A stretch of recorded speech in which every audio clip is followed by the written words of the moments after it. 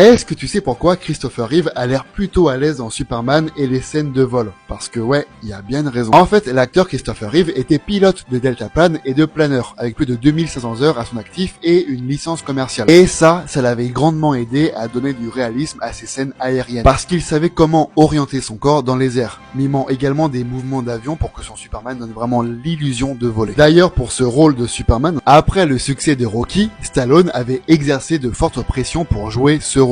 Mais sa candidature avait été refusée parce que Marlon Brando, grande star à l'époque et présent dans le film, avait tout simplement refusé qu'on donne le rôle à Stallone. Stallone, légèrement vénère, non je déconne, il était complètement vénère, avait déclaré par la suite qu'il n'avait aucun respect pour la superstar, ni en tant qu'acteur, ni en tant qu'homme. Et toc, prends-toi ça dans les dents, Marlon.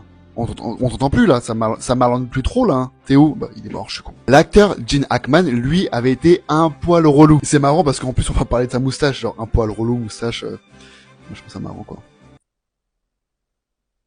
L'acteur avait refusé de se couper la moustache pour incarner Lex Luthor. Du coup, dans les premières planches du film, son personnage avait donc une moustache. Gene Hackman, par la suite, avait rencontré le réal qui lui proposa un deal. Si tu rases ta moustache, je rase la mienne. Et Gene Hackman avait accepté. Sauf que plus tard, il s'est avéré que le réal n'avait pas de moustache du tout. Il portait une fausse moustache qu'il a retirée au dernier moment.